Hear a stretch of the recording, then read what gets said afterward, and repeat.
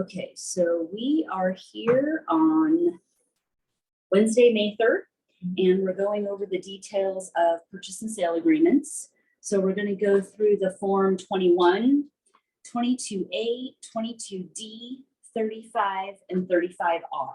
And rather than doing what we ordinarily do when I'm helping you write an offer, instead of filling in the blanks this time, we're going to go over the actual kind of behind the scenes, the actual technical terms and everything to make sure that everyone really understands that. And I mean, you and I've talked about that over the last month, but I've also been talking about with other agents. So then it made me realize, okay, let's just have a class on this, you know? And then with this being recorded, you all can come back to this at any time. Or of course, and some of what we'll talk about today is very situation specific too, you know? So sometimes it does depend on how you wrote the offer, the property, or the clients. So sometimes it's just best to give me a call or text me and kind of run through your own particular scenario. But we'll kind of go through the defaults and the way the purchase and sale agreement is set up. And so we'll start out with the Form 21, and we're going to start on page 2. And I've highlighted in the packet, and then for everyone else, I'll email it. But basically, I'm going to cover the highlighted parts. These are pretty much the most important aspects of the purchase and sale agreement, and or the things that seem to bring about the most questions or issues and stuff in offers. And so that's why we're going to cover them. And so the first one is paragraph A, purchase price. It says buyers shall pay to seller the purchase price, including the earnest money, in cash at closing, unless otherwise specified in this agreement. Buyer represents that buyer has sufficient funds to close the sale in accordance with this agreement and is not relying on any contingent source of funds, including funds from loans, the sale of other property, gifts, retirement, future earnings, or except to the extent otherwise specified in this agreement. And so I want to cover this because this is a reminder that unless we add a 22A financing contingency, or unless we add a 22B buyer's home sale contingency, or 22EF for evidence of funds, the way that the purchase and sale agreement is written by default is that the buyer is going to pay cash. So like just within the last month, I received a question of, well, what do I do when the buyer's paying cash? Well, when the buyer truly has the cash ready to go and ready to close a sale, nothing. You don't need any other contingencies because by default, they are paying cash. Obviously, a lot of buyers are using financing, so we use the 22A. Or if it's contingent on the sale of their home, it's 22B. If it's contingent on the sale of their home, but it's already pending, it's a different one. I forget the number, so I better not even say it. If they have contingent funds, like maybe they have funds in a retirement account, or they're getting a gift from somebody, or anything else that they aren't completely confident or sure of, then they should use the 22EF. Now, some people know that they're pulling money from their retirement account, but they know they have it, that sort of thing. If they know they have it, for sure, and literally I use those words with my clients, I'm like, okay, so for sure, there is not going to be any delay in you getting those funds. Then there's no reason to use the 22EF. It's just that, of course, if they default and they don't get those funds, then they're at risk of losing their earnest money. So they need to be sure. But there are cases like that. I've helped buyers who were sure, right? And so if they're sure, then yeah, don't use a contingency unless it's really needed, because it's just going to make your offer look less strong, right? So as far as negotiating and strategies and stuff, it's best not to use one unless you need to. And that's another case where, you know, maybe it's better if you have any question at all, call or text me, and then we can talk about your client situation, and then I can ask you some questions. We can help figure out whether or not a contingency is appropriate or not. Gotcha. For earnest money, this comes up all the time. Buyers shall deliver the earnest money by the delivery date listed on specific term number 7 on the first page, or 2 days after mutual acceptance if not filled in, to the party holding earnest money, buyer, brokerage firm, or closing agent. So this is a reminder that I see a lot of offers written with the number 3 plugged in, and that's okay. There's nothing wrong with it, but it makes the offer look less strong because those of us that know the contracts know the default is 2. So when we see 3, we always usually go, that's kind of weird. Either the agent doesn't know the contracts or the buyer doesn't quite have their funds ready. And it's not like a huge red flag or anything, but it just creates a question. And so again, I'm just trying to help you all write better offers. So knowing the contract default is 2 is important, and I would leave it blank. Or if you want to write something in because you don't like blanks, which I understand, write in 2 because it's going to look better. Now we'll skip down to paragraph C, included items. Any of the following items, including items identified in specific term number 5, if the corresponding box is checked, located in or on the property, are included in the sale. And just a reminder then that when you are at the property, it's best to check the listing for the included appliances and then verify that they're there at the listing. Sometimes there's a difference. And so if there is, then you'd want to check with the listing broker, right? So like a good example is maybe a washer and dryer aren't in the listing, but then you see them at the property. And say your buyer doesn't want them. Well, then leave the boxes for washer dryer unchecked. If they want them, then my response to the buyers is always, I check the listing. I don't see them listed in the listing. So, you know, the seller may still be planning to take them prior to closing, or they may be negotiable. Would you like me to ask the listing broker if they're at least available and negotiable? And then they tell me, and then I do that. This is a very common place where agents make mistakes. They'll forget to check a box. I personally had an experience where I was selling a property. We were planning to leave the refrigerator, but the buyer broker didn't include it on the contract. And throughout the process, I kind of had a feeling that her buyer might be wanting the fridge, but it wasn't in the contract. And so my now ex-husband, but husband at that time, and I were like, well, you know, we could actually use that fridge in our garage. It's not in the contract. We're going to move it out. So I did at least give her a heads up. So she had a week's notice prior to closing rather than when she completed her walkthrough. But I let her know, hey, you know, I didn't see that you checked the box for the fridge. So we have a use for it. Just want to let you know we're moving it out this weekend. And she was immediately like, oh, crap, I guess I'm buying my buyer a fridge. And I said, sorry, I guess you are. Yeah. And then she did. And that was a personal experience, but I've heard of lots of other agents doing it too. So if and the fridge was listed in the listing, we were planning on leaving it originally, but that's again an example of where sellers' plans can change, right? Like they didn't include it. So my husband and I at the time were like, well, hey, we could actually use it. And now I've never lived without a garage fridge. That started a whole other thing for me.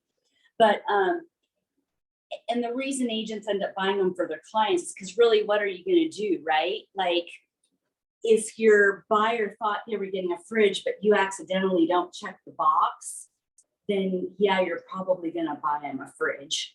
And I can tell you that's going to come out post-tax. So it's not going to be a fun expense either, you know?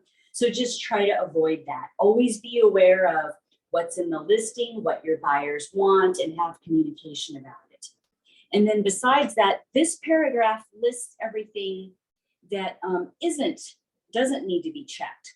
So it says that built-in appliances, which typically built-in appliances are considered like, well, yeah, we'll just go through it because it does list them all.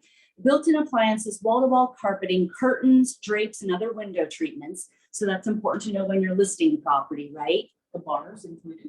Yep, all of that stuff is supposed to stay.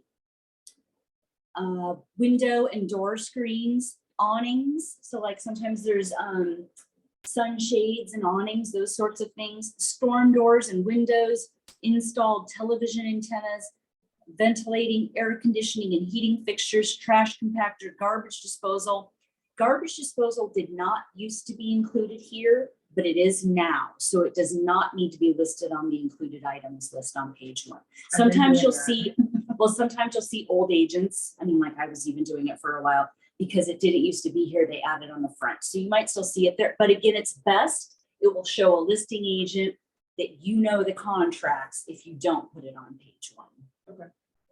Fireplace doors, gas logs and gas log lighters, irrigation fixtures, electric garage door openers. So you might need to remind your sellers that they need to set those aside and get them ready for closing. Water heaters, installed electrical fixtures, lighting fixtures, shrubs, plants, and trees planted in the ground, and other fixtures, and all associated operating remote controls. So plants and shrubs that are in little planters or pots, those are all expected to leave. Yep. But sometimes you might see it in a listing that they're going to stay. And so then it's up to you and the buyer to determine, okay, do you want them to stay or not? If they do, then it's still best to put it probably on the 22D, Okay. paragraph 12, that they're included, or maybe you can fit them on that included items list too. On Are you page talking 1. about optional clauses? Yes. That the other, Yes. I can ask for things to be removed from the property in that, in there? No, there's a different paragraph. We'll go over that. So Okay. things can be removed. I think it's paragraph 10, but it's paragraph 12 that's blank, where you could then specify. Because, right, remember, if something's in the listing, that's the plan, but that's all it is it's just a plan. And I actually had an agent get with me on that all once, because we had something in the listing and then they didn't ask for it. Well, it's a matter of what's in the contract that's actually saying. So like, if it says potted plants, blah, blah, blah, are staying, okay, that's the seller's intent. But if your buyer really wants them, then the only way to be sure they're going to get them is to put them in the purchase and sale agreement. Because if they don't, then like we just talked about the fridge, the seller can walk away with them because maybe they're going to change their mind. Gotcha. It's always the purchase and sale agreement. Anything verbal in the flyer on the listing doesn't really matter. Okay. Okay, moving on to page 3, paragraph F, closing and possession. Closing means the date on which all documents are recorded and the sale proceeds are available to the seller. Remember, it says documents are recorded. So seller shall deliver keys and garage door remotes to buyer on closing date or on possession date, whichever occurs first. Hopefully they're the same date. Buyer shall be entitled to possession at 9 p.m. on the possession date. Seller shall maintain the property in its present condition, normal wear and tear expected, until the buyer's provided possession. So I guess before we continue, let's go back and cover a few things. First, according to the purchase and sale, it's considered closed when the sale is reported, which is why we now almost always should be using the 22Y modification of closing date, because King County notified us, I've kind of lost track of time now, but it's probably been at least a year and a half, maybe 2 years ago. And then prior to that, there was COVID. So we've always during this time had this thing where King County will not guarantee that they will record a sale on the same day that they receive all of the closing package. They used to make that guarantee, but now since they don't, we use the 22Y, because then what that allows us to do is say escrow does everything, the loan funds, like maybe yours today, right? But then an escrow sends it to the county. But if the county doesn't record it, if you don't have a 22Y, then you aren't able to consider today closing. And there are lots of buyers that want to try to get in like after recording numbers and stuff, right? Or maybe the next morning. So then that's why you want to use the 22Y. Because then it changes closing to be at the time that the funds are available to seller and escrow has sent everything to the county to be recorded. It changes the definition of closing. And that benefits the buyer. Yeah, and the seller. So it's good for both parties, because obviously if the loan is funded, everyone's signed and escrow sent everything to the county, the intent was to close today, right? So it would kind of suck, and this has happened to me literally at least twice within the last year, where escrow contacts me at 5, we didn't get recording numbers today. And then I'm like, oh, thank God, I put the 22Y in, so we're good to go. Or I've had situations where it was my listing, buyer didn't include that. Then there's this whole scramble to try to get a 22Y in place and check with the title and escrow company and see if they will follow it or not. Because it's best to have it in your initial offer, so then title and escrow are aware that that's what your plan is, rather than between 5 and 6 p.m., right? There's this whole scramble of, oh gosh, we didn't get recording numbers, but we want to close today. Is the seller going to be okay with this? Yes. Okay, let's get the signatures. Let's get it to title and escrow. You know what I That mean? way I can give them keys legally on that day. Yes. Okay, regardless of whether or not the county has. Yes. That's why the 22Y modification of closing day is best. Or it's Gotcha. actually, I'm naming the wrong one. Modification of closing days for the extension. It's the recording delays 22Y. Well, it's not in the drop-down menu when you are writing an offer and you're trying to list your addenda. And I think that's because, like I'd alluded to in the April office meeting, there's more forms revisions coming up. They're in the process of being written now. They're probably going to become effective July 1st. And I think that that's one of the upcoming changes, is that they're going to change this definition of closing. So then we don't have to bother with 22Ys anymore. That's really what would be best. But until then, right, and if any offer we're writing before July 1st, we should use the 22Y. Okay. And then the other thing on here was possession. So remember, possession is legally at 9 p.m.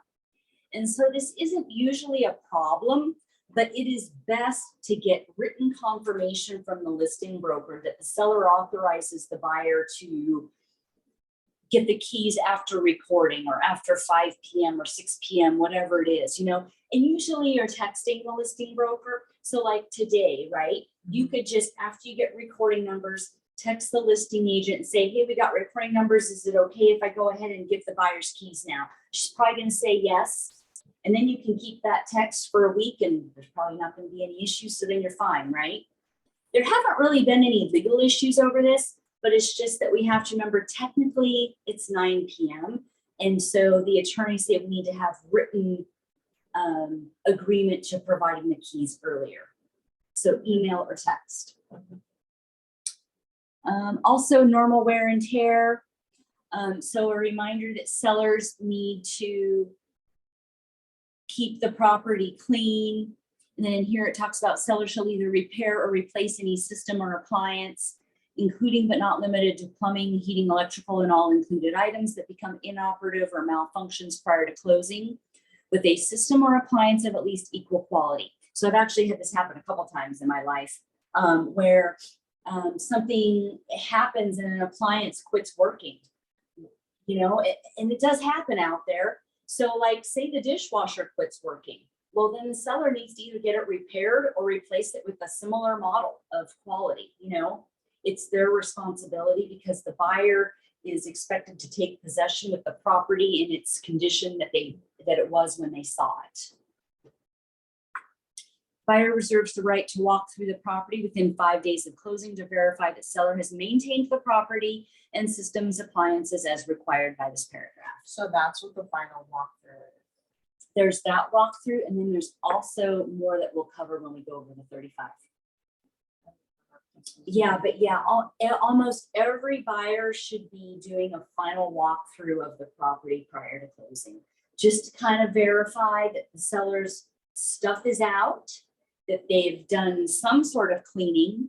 Now, I just read the whole purchase and sale agreement again. There's no definition of cleaning anywhere. So, yep, it's very subjective. But I mean, obviously, you know, if there were like caked dust and dirt somewhere, like caked on and really thick, then you could probably argue the seller didn't clean. But, you know, if there's just some dust and dirt around, then yeah. Or like I think you asking about sweeping or brooming. That's not defined as cleaning. So, or even vacuuming isn't specified. So what I always prepare buyers for, especially if the place is dirty, I always talk to them ahead of time. Hey, make sure you, especially if they're moving out of an apartment or someplace they're leasing, right? Allow yourself some time to come in and deep clean this place, or plan to hire a professional cleaner or whatever. Like, because, you know, when we're walking through the property, we can kind of tell what to expect most of the time. So unless it's immaculate, I usually talk to them at that point about preparing to clean. And then just a quick question, a final walkthrough is a right. Like they have the right and obligation. Okay. Well, not an obligation, not but they have the right okay. here. Yep. And they can't contest it. Okay. Well, and that's where and maybe the revised forms, I think I've heard the revised forms are going to address some of this, but right now it's a very gray, right, as far as what's clean or what can you do.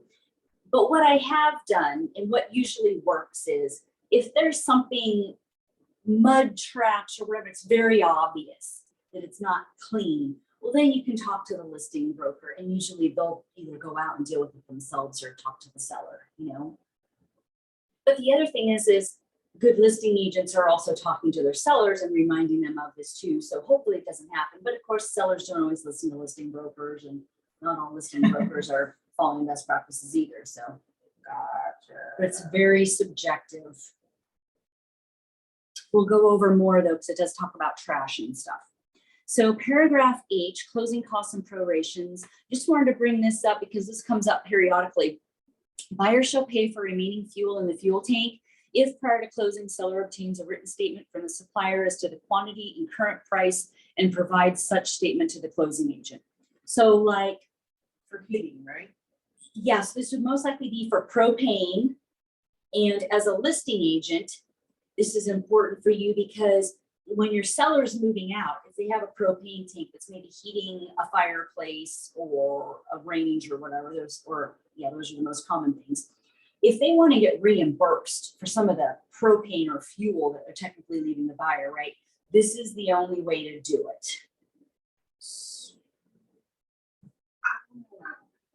What? Last year, I sold a mobile home, Tosh Illahee, and they left the propane tanks completely empty. Oh, well, they can do that.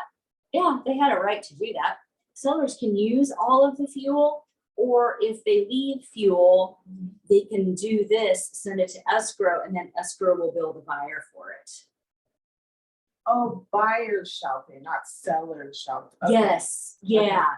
Okay. So that's why I was saying it's more important if you're a listing agent and you want to represent your seller and not, I mean, and some, like I've had some sellers that were like, oh, I don't care, I'll just leave it for them, right? Like some nice sellers are like that. Others are like, no, I really want it to be prorated because I paid for that, or maybe it's expensive or whatever, right? Well, then this is your way to help them get reimbursed by the seller for the fuel that they're leaving for them. I got to study these concepts. Yeah, that's why we're going through this, is most agents don't go through them. This is insane. No, that I did not know. Well, and we've got to remember the reason I'm doing this too is we are responsible for knowing these contracts. Anytime we as agents help clients sign these, according to our state attorneys and everything, we're supposed to understand all this. So, and I know that we don't, so that's why I'm going over it. The more we know, the better. Right. You know, and the less trouble we'll probably have. So on page 4, paragraph K, just want to go over this. This second paragraph, email transmission of any notice or document or a direct link to such notice or document shall constitute delivery when the email is sent to both buyer broker and buyer brokerage firm, or both listing broker and listing brokerage firm at the email addresses specified on page 1 of this agreement. So that's what we were talking about earlier, the firm's document email. Almost all firms have firm document email. There's a list of them that you find in the MLS, or most likely you just find it in the listing. It's right there under the listing broker's name, and then it automatically fills to page 1. So the only way to ever be able to prove that you sent something at a particular time, like say there was an inspection deadline of tonight at 9 p.m., probably better to start sending it at 8:55, but send it to the listing broker if you represent the buyer and that broker's firm. You got to send it to both emails. Anytime time is important, or if there's contingencies, anything like that, they need to be sent to both. You're probably gonna be mad. No, nothing would really surprise me. Believe me, I've heard it all. I never even knew what that document email was for. So I've It's never for used this. that. It's for official notice. And again, I've had personal experience where I represented buyers and I emailed the listing broker, our 35R, and unfortunately they were terminating. And she claimed she didn't get the email. So this stuff really does happen. The best way to handle is to send to both, so you're following the contract. And then also, just so you know, this is kind of another best practice, the same that isn't covered in here, is I also save all of my sent email. Because if there were to ever be a question then between like listing broker claims they don't get it, firm, who knows what they're doing, right? Well, then you can send an attorney or whatever, here's a copy of my sent email showing the date and time, right? So I save all of my sent emails as well. So you're lucky you haven't had any issues come up. Most of the time we don't, but every once in a while you'll run into a difficult agent who, like this one, was very difficult, and they'll try to create issues. You know, she ended up finding the email later on, but my buyers had to sit around for a few days and wait. Meanwhile, they're getting pissed off. Yeah. So these things are important. Computational time. Yeah. Okay, so let me read this because it'll probably answer it, and then we'll see. So paragraph L, unless otherwise specified in this agreement, any period of time measured in days and stated in the agreement shall start on the day following the event commencing the period and shall expire at 9 p.m. of the last calendar day of the specified period of time. So it's not specified, but what it means is like, today is day 0, day 1 is tomorrow. Okay. Any specified period of 5 days or less, except for any time period relating to the possession date, shall not include Saturdays, Sundays, or legal holidays. If the parties agree that an event shall occur on a specified calendar date, the event shall occur on that date, except for the closing date, which if it falls on a Saturday, Sunday, or legal holiday, as defined by state statute, or day when the county recording office is closed, shall occur on the next day that is not a Saturday, Sunday, legal holiday, or when the county recording office is closed. So basically, any time periods of 5 days or less do not include weekends and holidays, and time periods do not end on weekends and holidays. And then I just wanted to verify for inspections, right? Inspections is always going to be business days for calendar.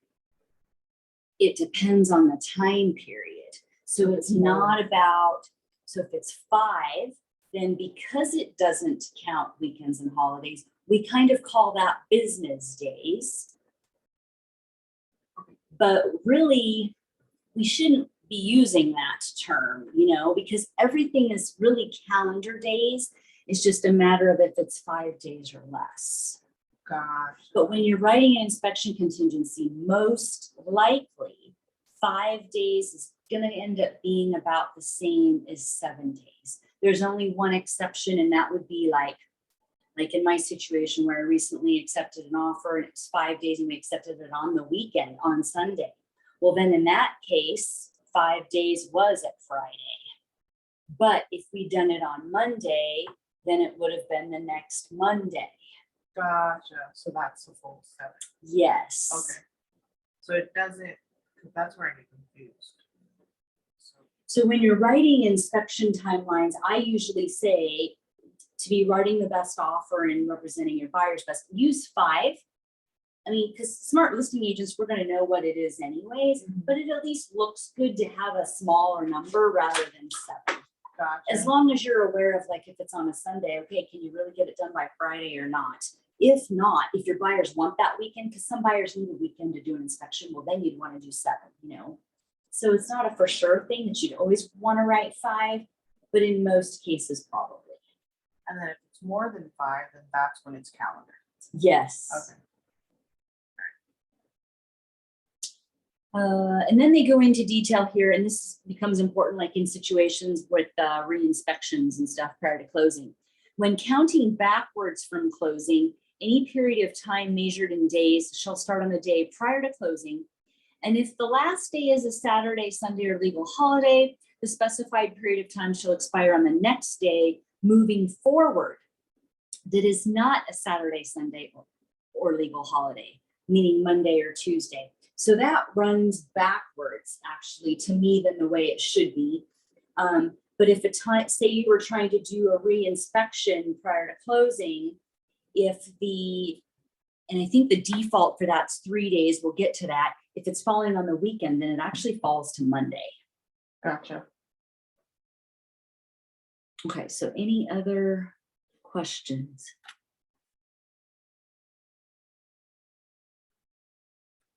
About time periods? Okay, we'll go on to page 5, paragraph Q about offers. This offer must be accepted by 9 p.m. on the offer expiration date unless sooner withdrawn. So just a reminder that offer expiration dates are expiration dates. They really are. Like when I'm working with the seller, that's one of my key things I always point out or text them is the offer expires this time, right? Because if they want to accept it as is, that's the deadline. Now, if they're going to make any kind of a counter offer, even if it's something minor, then the deadline can pass. It doesn't really matter. But of course, like the contract says, time is of the essence. It's usually best to try to keep things moving. So it's still best to try to respond ASAP. But if they're not going to accept it, you could actually wait until the next day to counter. Okay. And then regarding counter offers, paragraph R, any change in the terms presented in an offer or counter offer other than the insertion of or change to seller's name and seller's warranty of citizenship status shall be considered a counteroffer. If a party makes a counteroffer, then the other party shall have until 9 p.m. on the counteroffer expiration date to accept that counter unless sooner withdrawn. Now, we don't usually write in a counteroffer expiration date. So paragraph S addresses that and says that if no expiration date is specified for an offer counteroffer, the offer counteroffer shall expire 2 days after the offer counteroffer is delivered by the party making the offer counteroffer, unless sooner withdrawn. Everything is 9 p.m. pretty much. Yes. That's why I'm usually available till 8 or 9 p.m. because, yep, things can happen until 9 p.m. But just good to know that offers or at least counter offers technically expire within 2 days. But of course, usually it's best to respond within 1. And then that is it for Form 21. That covers all the major important things and I think things that create issues. Any other questions? No, but I learned a lot. Okay, I good. learned that a lot of everything I've been doing is not exactly great Friday. Oh my gosh. Well, and that's fine because it can work. Things can work fine a lot of the time.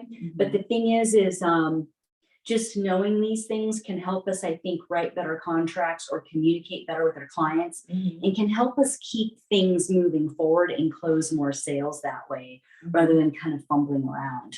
Sorry, they're texting me. Oh, okay. Let's take a quick break, then we'll go to the 22A. It's just astounds me that I thought I pretty much had a good handle on it, but I was way off. On what? Just on like contracts with you, like the basics, but no. Well, but you're not alone. Like, I don't think there's any percentages out there, but it's well known that a lot of people don't know the contracts. And like I said, most of the time it's fine, but a lot of issues, like legal issues that we have with our clients could just be eliminated if we knew the contracts. Gotcha. And for whatever reason, I guess I'm good at them. I've always been good at them. I guess maybe because I just understand the lingo. It's not necessarily the most straightforward, but it's not bad. And now that I've been doing it so long, it just comes to me. But yeah, any questions at all, just let me know because I know the contracts, or sometimes even to this day, I could be in my car and I'll pull it up and just double check. So I'm like, okay, I know what that is, but let me just double check because our forms change too. And that's what kind of sucks, is they're changing almost every year now. Seems like it. Yeah, and it makes it harder because then I'm like, okay, well, it used to be that way. Which way is it now? Okay, so 22A financing. I wanted to cover paragraph 1B because this is very important. This is one of the biggest things about this contingency. If buyer fails to make application for financing for the property within the agreed time that you specify up above, which is default to 5 days, changes the type of loan at any time without seller's written prior consent, or changes the lender without seller's prior written consent after the agreed upon time to apply for financing expires, then the financing contingency shall be deemed waived. So what that means, if you're following the default up above of 5, your buyer can change their lender within the 5 days. But after that, they need to be using that lender. They need to be using the conventional loan or FHA loan, whatever you specified up there. If they make any changes to that without receiving the seller's consent, then they're waiving their contingency. And this happens out there. And so it's very simple. There's a form. I don't remember the name and number right now off the top of my head, but there's a form to just notify that you're making a change. And so I've had to do that personally, and I've received them as a listing broker. It happens. It's not a big deal. So it's not like you figure out, oh my God, they're not going to give us consent. They probably will. They want your buyer to get financing. It's just a matter of get it official and then make the change. So then you've still got your financing contingency. And it has to be within 21 days, right? Well, yes, by default. Okay. But as far as application for loan, that's the default of 5. Okay. So they need to definitely decide which lender they're going with within that first 5. So technically, and this has happened to me too, and I'm like, oh, well, I guess I did it within the timeline. Maybe you get, as a listing agent, a pre-approval letter from a different lender, right? From a lender. And then later on you realize, oh, they're using a different lender. Well, as long as they did it within those 5 days, then they're fine. So your buyer doesn't have to have specifically decided who they're using yet. They just need to be making their decision. Would you say you would even want to do that though, or tell you? I think it's best practice to have decided who you're using before yes. even looking. Yeah. Right? Yes. Okay. Before looking, before writing an offer. Yeah. But there's sometimes, and I've even run into this myself, and I'm like, oh brother, where like people, and I guess I get it. Some people are looking for the best rate or whatever, but to me in our business, people, buyers or sellers, should not be shopping by price, because there are always people that will do it for less. And what kind of service are you going to get? So, you know, like I have it on my blog and I talk to all of my buyers about it. It is about the service. The service is what's most important in this industry. It can make the difference between you getting your offer accepted and your sale closed or not, you know, as you've kind of seen lately too, you know. So the other thing I want to cover in here is, oh, maybe it's further down. Oh yeah, it's further down. On paragraph 3, the reason, like if your buyer is getting assistance with closing costs, you want to use this paragraph because it says that these funds can be applied to the buyer's loan and settlement costs, including prepaids, loan discount, loan fee, interest buy downs, which have become popular lately, financing, closing, and other costs allowed by lender. This is the official terminology that loan officers need in order to use maximum funds available from the seller. So it's not a good idea to go right on a form 34, seller to pay $5,000 of buyer's closing costs, because that's not going to cover as much as if you had it here. And then this is also one of the most important ones, paragraph 4 about earnest money. If buyer has not waived the financing contingency and is unable to obtain financing by closing after a good faith effort, then on buyer's notice, this agreement shall terminate. The earnest money shall be refunded to buyer after lender confirms in writing the following. A, the date buyer's loan application for the property was made, including a copy of the loan estimate that was provided to the buyer. And remember that loan estimate's going to have their closing costs and all of their details. So buyers find out within the first week everything that they need to know. B, the buyer possessed sufficient funds to close, down payment, closing costs, etc. And C, the reasons buyer was unable to obtain financing by closing. So those are the 3 requirements in order for a buyer to get their earnest money back due to financing. And so this is why buyers can't just say, oh, I have a financing contingency. Oh, I've changed my mind or whatever. No, because number C is the biggest, most important thing that listing brokers and sellers are going to be looking for. And a loan officer is going to have to tell the truth in their letter, you know, so. My clients lost like $20,000 earnest deposit before. She lied on her loan and she refused to go with my preferred lender. And he didn't verify income until the week of. That's just ridiculous. Yeah. And I kept telling her, you know, we should have went to my preferred lender.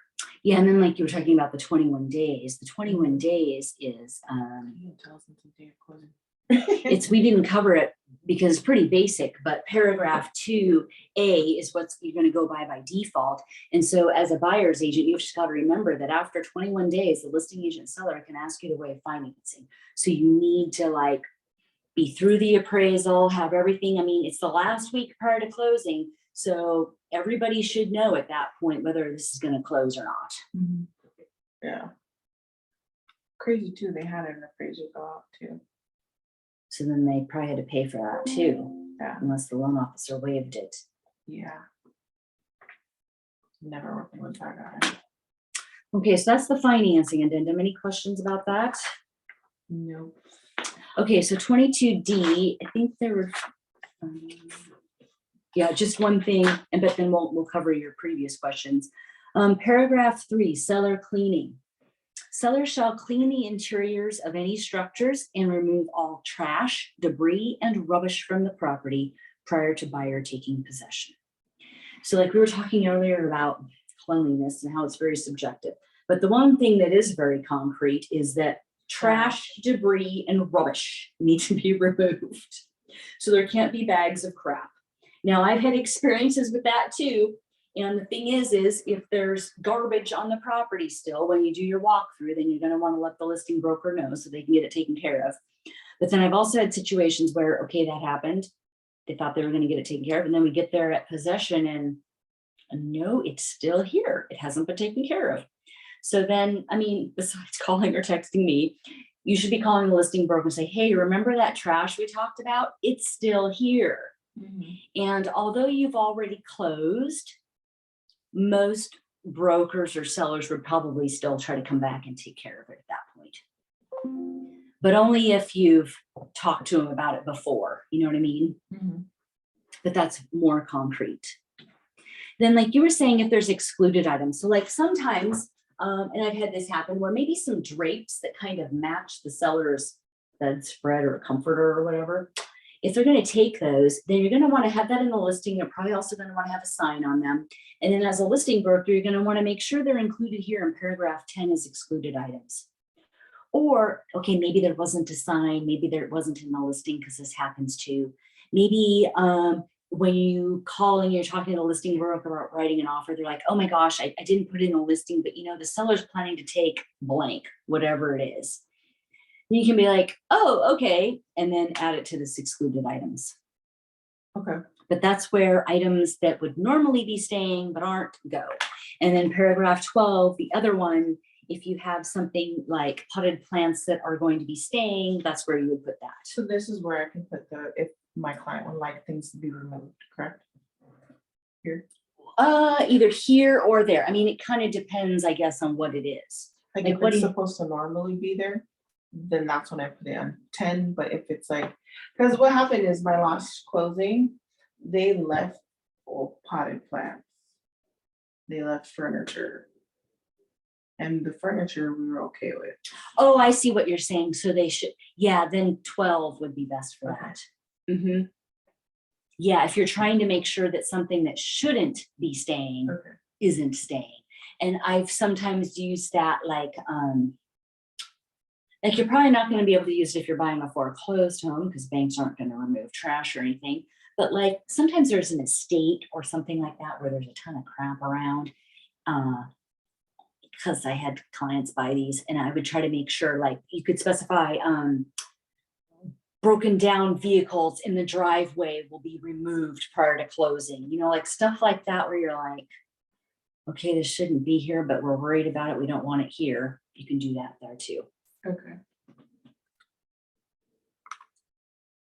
Okay, moving on to 35, the inspection addendum. So I've got line 9 highlighted because the buyer's general home inspection must be performed by the buyer themselves or a person licensed to be a home inspector. Mm-hmm. Now, it is possible that maybe they have a family friend that's a contractor or something like that, seems to kind of be the popular one. They can come and hang out and assist during the inspection if they want. Or if the buyers basically don't plan to make any requests of the seller, then they could have their general contractor friend do it. But the thing is in order to be able to get additional time for further inspections or to make anything official, they need to have an actual licensed home inspector complete the inspection. So that's why I say that. It's best practice, always have a licensed home inspector. But if for some reason they aren't planning on making any requests or anything like that, then yeah, okay, it's not technically required. A reminder about 4A, if the buyer provides any portion of the inspection report to the seller without seller's prior written consent or as required by paragraph 5, then the inspection contingency shall be conclusively deemed waived. I did that. It was with property last year. It was with the Home Partners of America, and I accidentally sent the inspection report to the listing agent. They said deemed waived, but Home Partners was okay with it. So Oh gosh, you were so lucky, yeah. Because I don't know what I would have had to do if yeah. Yeah. And so ever since then, I learned my lesson. Yeah, and this is really followed, and it's because this was one of the recent changes. It's because buyer brokers would send these inspection reports or these photos and all this as a way to try to hold sellers hostage. Say, hey, now you have this information, so now you have to repair it or disclose it. And so this just put a stop to all of that. Yeah. See, my clients right now, the ones that give me hell, most likely would have done that if she was a realtor. Oh, sorry. I didn't realize it was So yeah, so that's why that's there. Okay. To protect sellers and listing brokers. And then paragraph 5, if an inspector so recommends, buyers shall have additional time to obtain further evaluation by any item by a specialist at buyer's option and expense. If on or before the end of the initial inspection period, buyer provides seller a copy of the inspector's recommendations and notice that buyer will seek additional inspections. So again, it has to be the inspector's recommendation. So that's why it's best practice to always have a licensed home inspector out there, because and this happens all the time. I mean, gosh, you can inspect brand new construction and find insulation missing or this or that wrong. So, and that's like my famous example, and it's an honest to God truth one. So it's just always best to have an inspection and by a licensed inspector, just so you can get stuff taken care of. Second page, paragraph 6, buyer's initial. Okay, so this has to do with buyer requests and timelines. So buyer's initial request and seller's response made in accordance with the following procedures are irrevocable for the time period provided, meaning that, when this happens, buyers will request something. Maybe there will be some communication or something between listing broker and buyer broker or seller and buyer. And buyer will be like, oh no, wait a minute. I don't want that to have been my request. I want to change it. It can't be changed. Once it's sent, like that's it. And the same thing with the seller. Sometimes a seller will receive a buyer's request and they'll respond one way and then they'll go, oh my gosh, oh, wait a minute. I want to change that. Maybe they're willing to do more or they're willing to do less, whatever. It doesn't matter. I mean, maybe you can communicate and still work it out because like you and I've talked about, everything's negotiable as long as you're keeping it within the timelines, right? Mm-hmm. And so we'll address that next. So in 6A, if the seller agrees to the terms of buyer's request for repairs or modifications, this contingency shall be satisfied and buyer's reply shall not be necessary because it's deemed that they have to accept, right? Seller agreed to everything. So then at that point, yes, buyers have to proceed with the closing. They can't change their mind anymore. Mm-hmm. And so that's where sometimes buyers are like, oh, wait a minute. Oh, they're willing to do all that. Well, can they do this too? No, it's done now. You know, if seller does not agree to all of buyer's repairs or modifications, buyer shall have an opportunity to reply as follows. So then we go into B, buyer's reply. If seller does not agree to all the repairs or modifications proposed by buyer, buyer shall have, and the default's 3, and I always recommend leaving these as 3 to give both buyers and sellers adequate time to think about it, have professionals out there and things. From either the day buyer receives seller's response or if seller fails to timely respond, the day seller's response period ends, whichever is earlier. So that's a reminder that and some sellers will do this, or listing brokers, it's their negotiation strategy, is they just won't respond. Well, we have to remember that no response in this case is a response. It was a no to everything. And so then, let's see, we were a buyer shall have, so, or we're still on the options. If seller fails to timely respond, the seller's response time period ends, whichever is earlier. To accept the seller's response, so buyer can accept the response of no to everything, or whatever it is.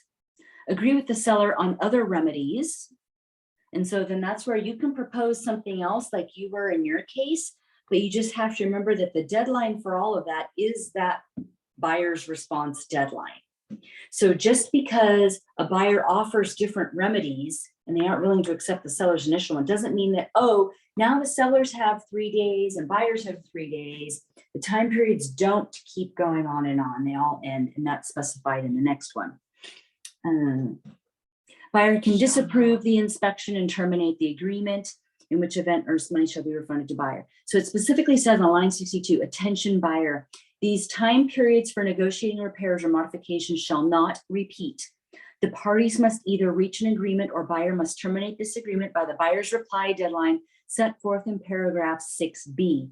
Buyer's inaction during buyer's reply period shall result in waiver of this inspection contingent condition, in which case seller shall be not be obligated to make any repairs or modifications whatsoever, and this contingency shall be deemed satisfied.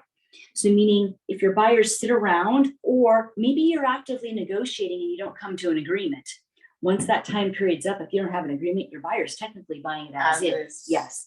And that's what we talked about last month. But of course, everything's negotiable, so you might still be able to work it out. It's just that it would be best practice to get an extension. And I've done that, both representing buyers and sellers. Maybe you just both agree, oh my gosh, we need more than 3 days here. This is really complicated, whatever. So you just use a form 34 and I can help you with the verbiage on that to basically extend the inspection contingency timeline for the buyer's response. Question. If I'm a seller, right, and the buyer is doing that to me, I could just refuse to even respond or to their extension if they wanted an extension? Yeah, if you were really trying to push them to buy it as is. Now that's not recommended practice. I don't recommend no responses or whatever. Usually that just happens to me because it's not good. Like agents and buyers and sellers out there don't like it. But I'm just saying, if it happens to you, you have to remember that no response is a response. I mean, like, let's say I'm representing the seller and they don't respond by the timeline. Oh, well, if a buyer doesn't respond right, then they're buying it as is, and your sellers are selling it as is. Yeah. So that's good. That doesn't usually happen. It's because the inspection contingency is there to protect the buyer. And so that's why they always kind of have the final say. That's why they're third on that list, you know, with their response. But if they try to extend after not receiving a response from them by the deadline, we can refuse not to extend that, right? Okay. Yeah, usually extensions are requested and granted when, like your example was a prime one, where sellers are trying to get some bids and figure out what's needed, and buyers are just kind of waiting because they need the sellers to do that. That's totally an appropriate time to extend. And that's what I mean is like, and that's why I don't ever really shorten those days to less than 3, because buyers and sellers sometimes need time to have contractors out, and these days it can take time. Yeah, makes sense. And really, you know, timelines are important, but when you've got a seller that's trying to get bids and stuff, well then, yeah, both parties are probably going to agree to extend that time period so they can do that. Gotcha. And sellers don't usually want to push buyers into accepting whatever if they're trying to get bids. It's just kind of best for both parties. Gotcha.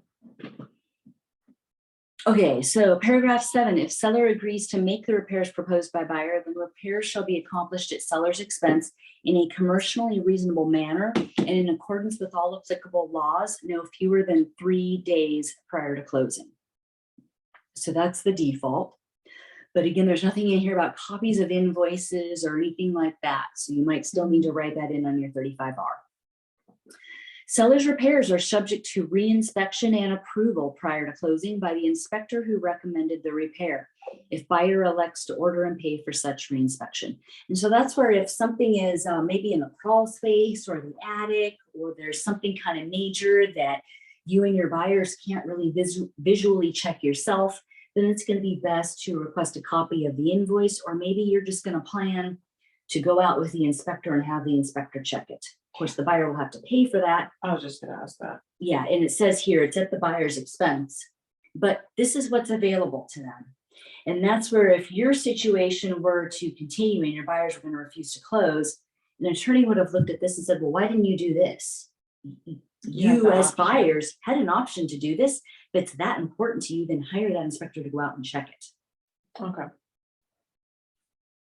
So that's why It should be best practice, right, to do that every time.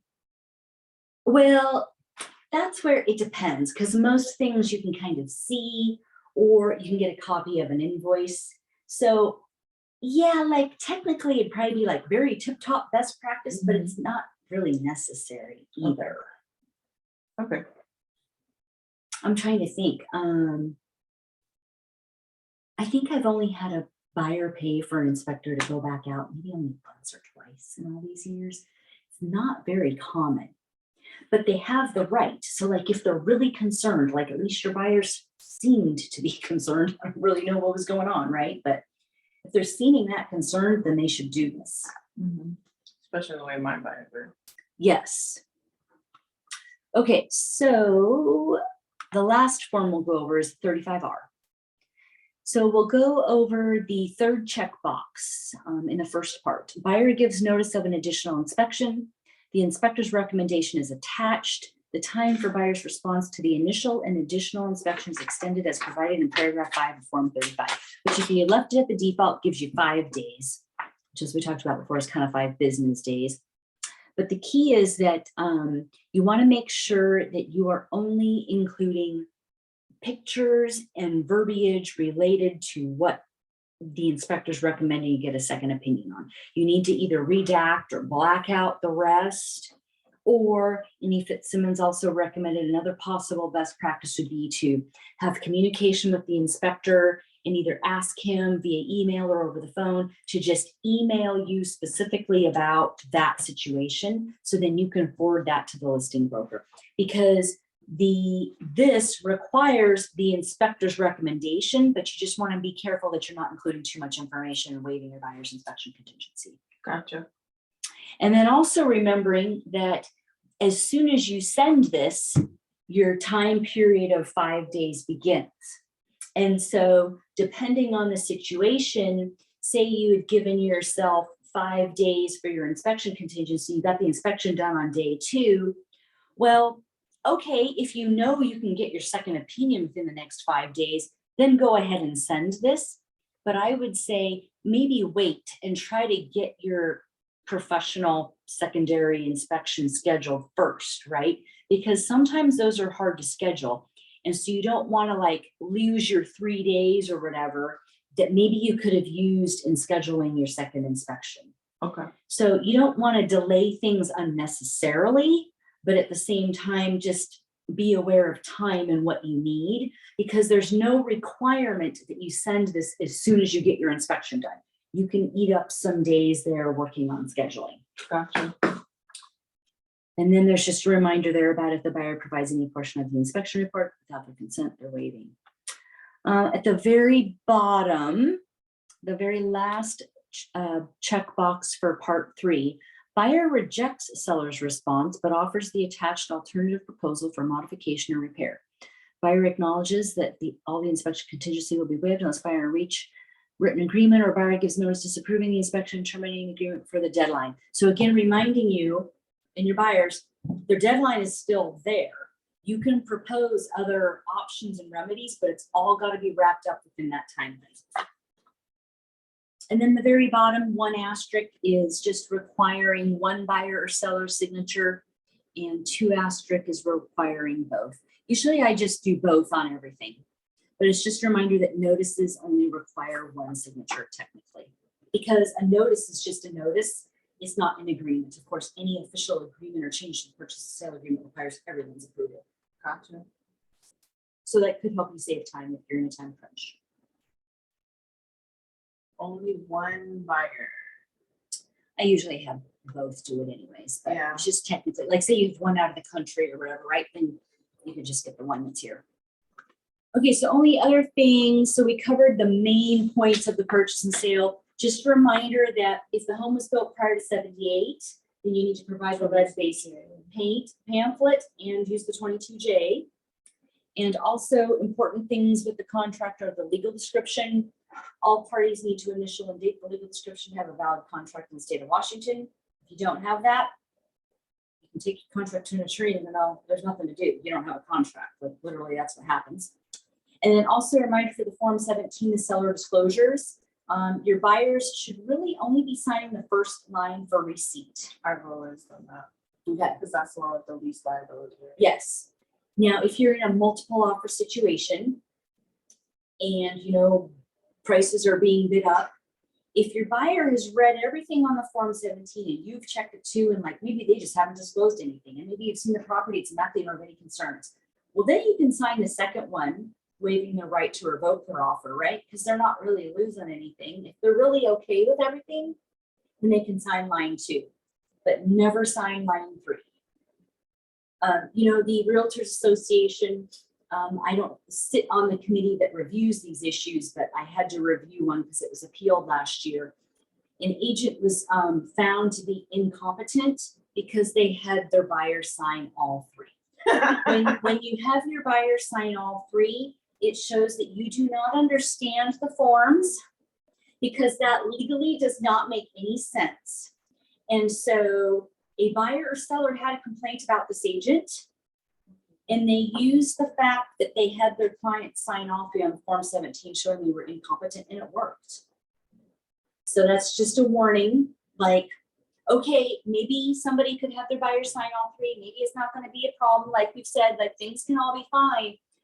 But if something goes wrong, then that's when these things get checked.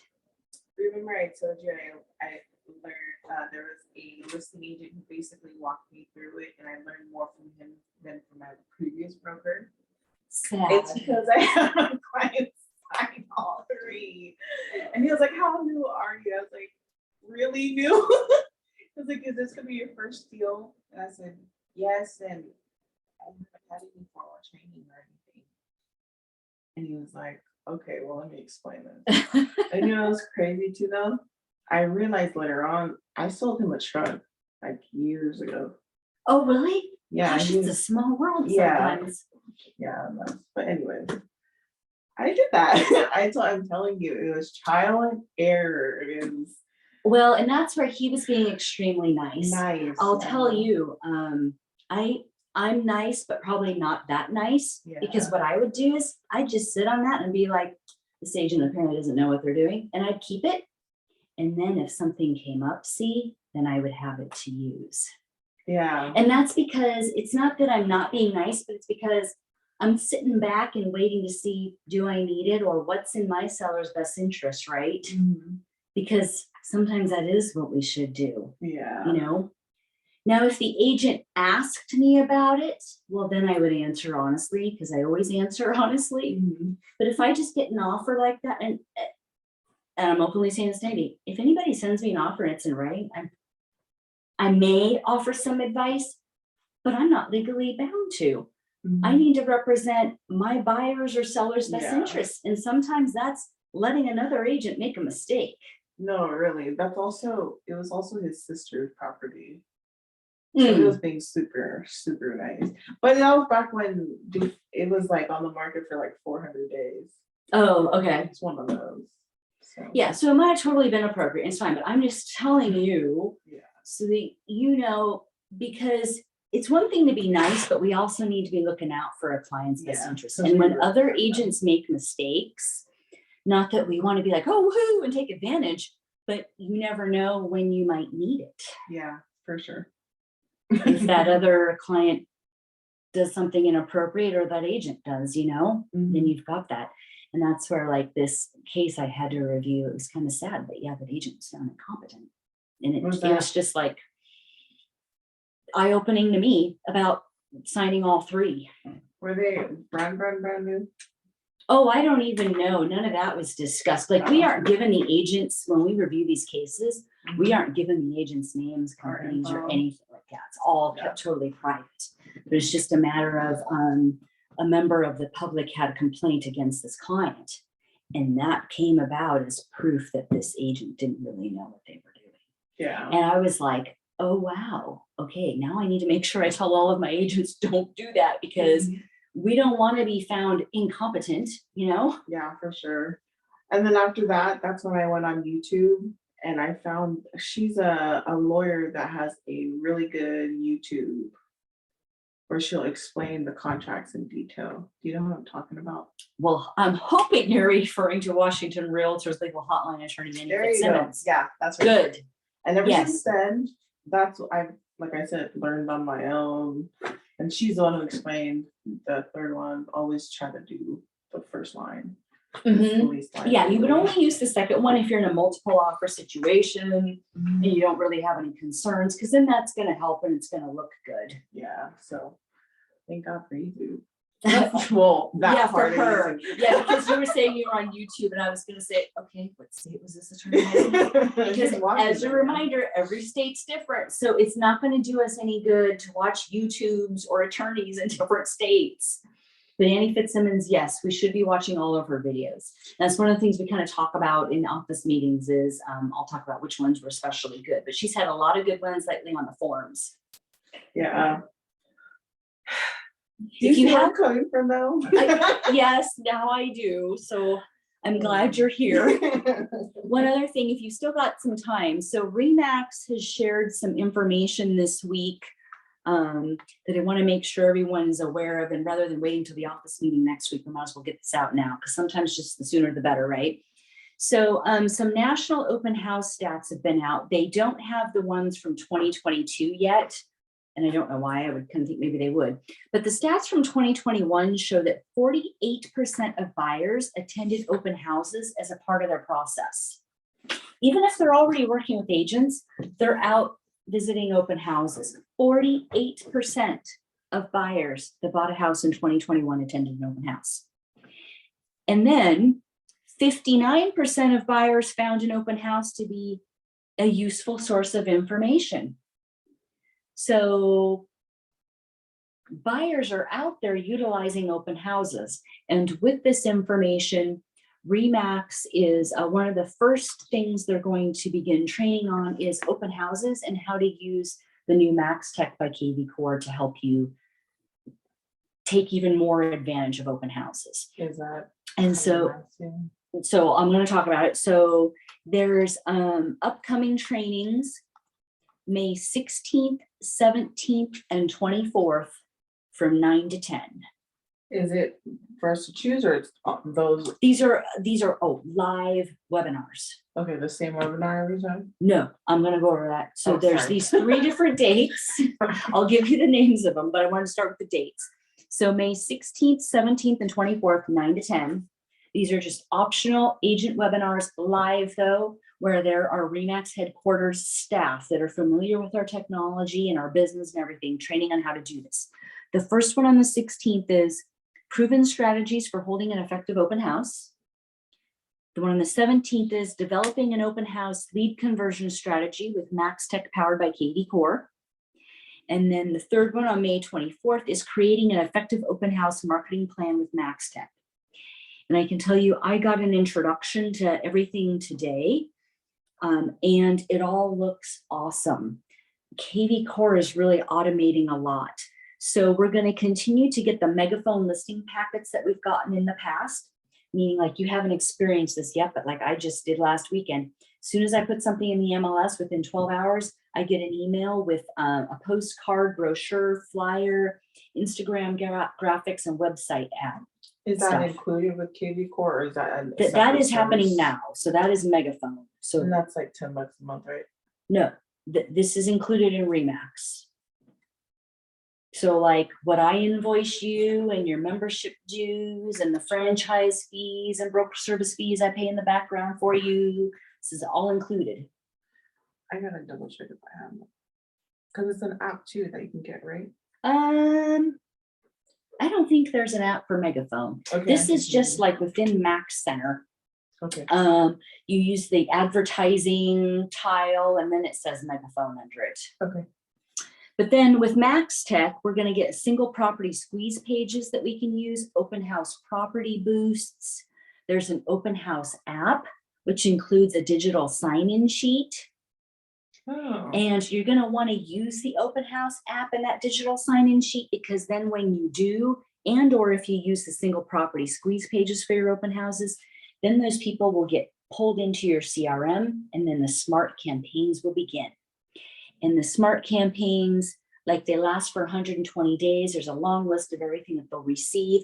But like the first thing is they'll get a text within 4 hours. But basically it's automating a lot of the follow-up that we would need to do. So the idea is, we can be out there holding open houses, collecting information, and then KV Core is going to be doing a lot of the follow-up for us.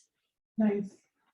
That's So I definitely recommend getting those dates and times on your calendar if you can attend or watch the recordings. Because like I said, I've seen a preview yesterday and today about this stuff. It looks awesome. And seeing those stats shows us that there is business to be had out there by holding open houses. I haven't met any luck on that. That's okay. Well, and that's where, I've offered to come hang out with you and help, or I also think these classes will help. Oh yeah. So it's always up to you, but anytime you're holding an open house, if you want me to swing by, just let me know. And I'll try to schedule it, Mhm. or we can always do the full blown deal where we meet here at the office and we just go out and we place signs out together. I mean, like literally, sign placement is an important part of the marketing process, right? And so that's why it's time consuming, but I'm willing to ride along with you and do it, because like, I know I've seen some interesting sign placement out there. Sometimes I'm like, what the heck is that agent doing? No one's going to be able to see that sign and make the turn in time, So like when you go out with me, we're going to talk about that and how you need to set it back. You need to do it so they can see it and have time to get into the right turn lane and turn right, that sort of stuff. It sounds kind of crazy. It's very detailed, but again, when you're spending the time to hold an open house, you might as well place your signs and do all these things to try to get the most people there and then capture their information and follow up with them, right? It's all going to increase your conversion and closing rate. Yeah. I can't wait for it. I'm waiting.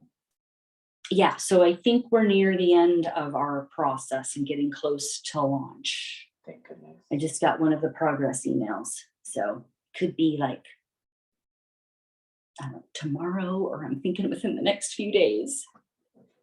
I'm not taking it. I'm like that. Okay, anything else before I stop the recording? Nope, that's it. Okay. So That was very, very helpful.